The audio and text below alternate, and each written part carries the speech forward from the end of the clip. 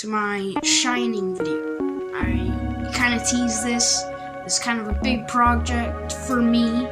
So, yeah, I'm going to try my best on this one. Let me know. Give me some feedback. Anyway, The Shining. Basically, in this video, I don't know if this would be classified as a mini documentary, but I don't know. Probably not. But this is what a documentary would be like if it was a documentary, if this isn't one. Anyway, I will be discussing some theories I have come up with for The Shining. I love The Shining. It's an amazing film, and I recommend you watch it. You know, if you are not a huge film addict or horror addict, this is actually the perfect film for you. Even though it's a horror movie, I don't classify that. I don't really classify it as that because there's not a lot of death in it. It's just more so, I guess, if you're like scared of ghosts or anything, that this would be best because there's a lot of ghosts. It's like the entire point of the movie. Anyway, let me get to the point. So, my theories. First, we'll be starting off with... Oh, also, that's Jack's drink from the cold room. Anyway, today, we'll be starting off... So, I have 4 theories for you today. My first theory is in the scene. I'll pop it up now.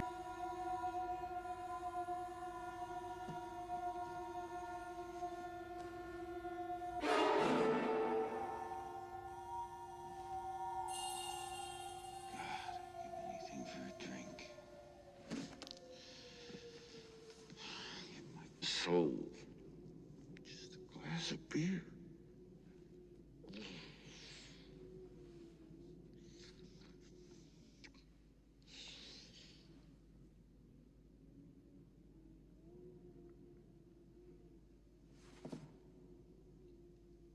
Hi, Lloyd. A little slow tonight, isn't it?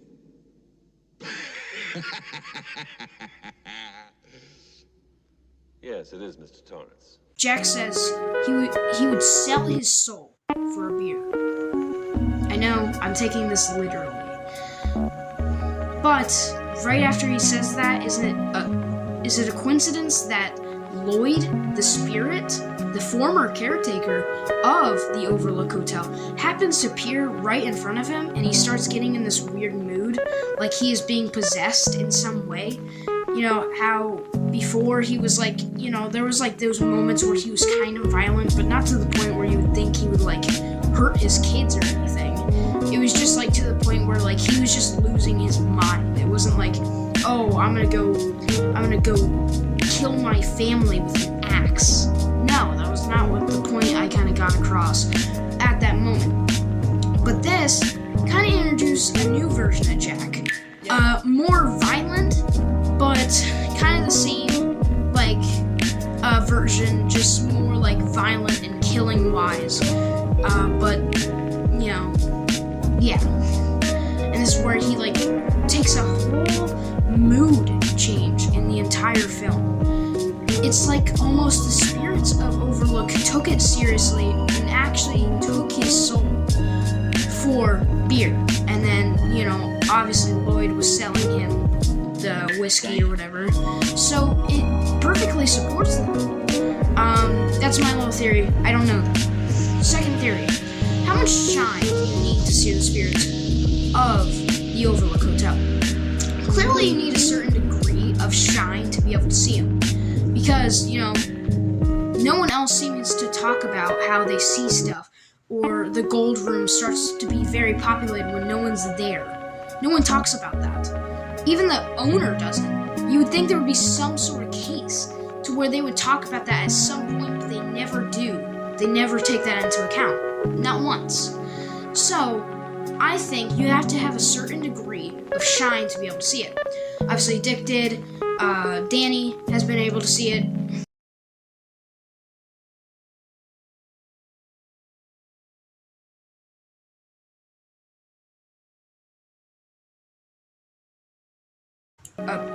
because they have an immense level of shine to them.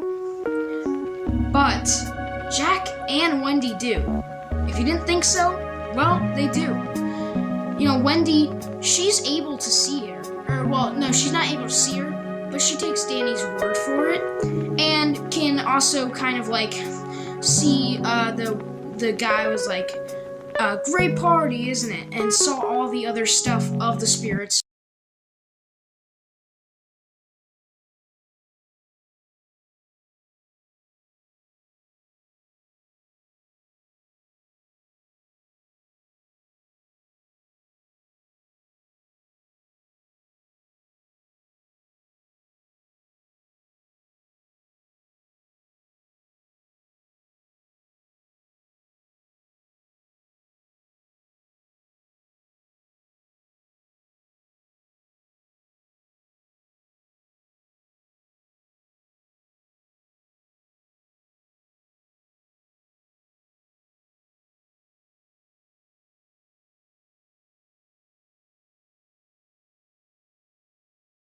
And the dead, skeletons, and it all being abandoned, and the blood elevator. So,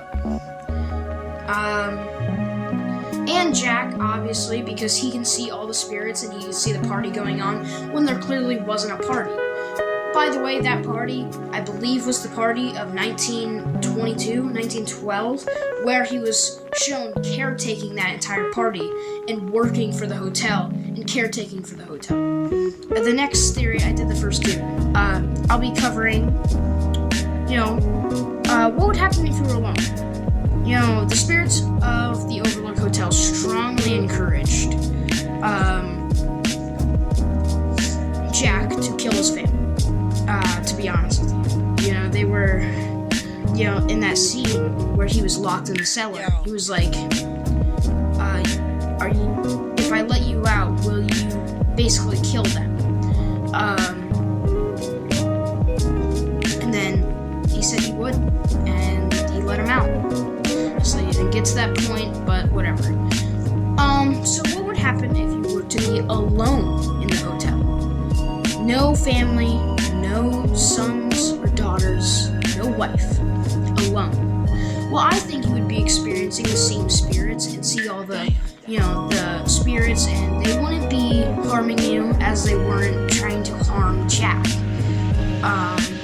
They would be in the gold room, they'd be like all partying and stuff, and sometimes you would even see like some of that, as you did in The Shining, in like the gold room and stuff. So, I think since you would obviously get cabin fever from being alone, you would lose your mind, and when you had to leave, you would kill, the creator of, the owner of the hotel. Because, you're losing your mind, so you're like, oh, I have to take this guy out to stay here, because if you realize, Jack literally said he wanted to stay there forever. He never wanted to leave. And, I think that was just a case of, the spirits, kind of making him strongly want to stay, in a way. My next theory, my next one, which will be my last one for today, stay tuned for the end, what happens? So, you know how Lloyd obviously gave Jack the liquor. I have 2 20s and 2 10s right here in my wallet. I was afraid they were going to be there till next April. So here's what. You slip me a bottle of bourbon, a little glass, and some ice. You can do that, can't you, Lloyd? You're not too busy, are you? No, sir. I'm not busy at all. Good man. You set him up and I'll knock him back, Lloyd. One by one. So, would that still be there? Because that was given to him by a spirit. I don't know if that would be, but it wouldn't make sense if he was just drinking out of a fake object that were to disappear or go away right after drinking it or something. That just wouldn't make any sense. So I don't know how that happened, and if that would even stay. We know spirits can actually physically interact with the characters, well, items, I should say, as they open the cellar to let Jack out of the cellar. Or, well, like, you know, food storage area. So, it's clearly possible to interact with things, but how can they give the people items that aren't even there, that don't even exist?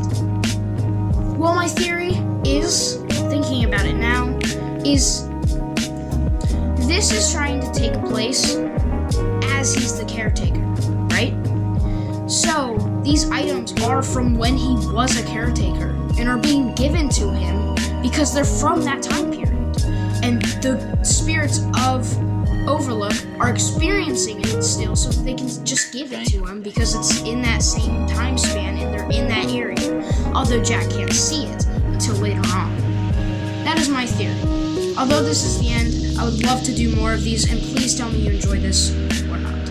I worked hard on this, and this project, you know, will be started. I've been kind of working on it for a while. So thank you guys for everything. Thank you guys for 60 subscribers. And yeah, bye.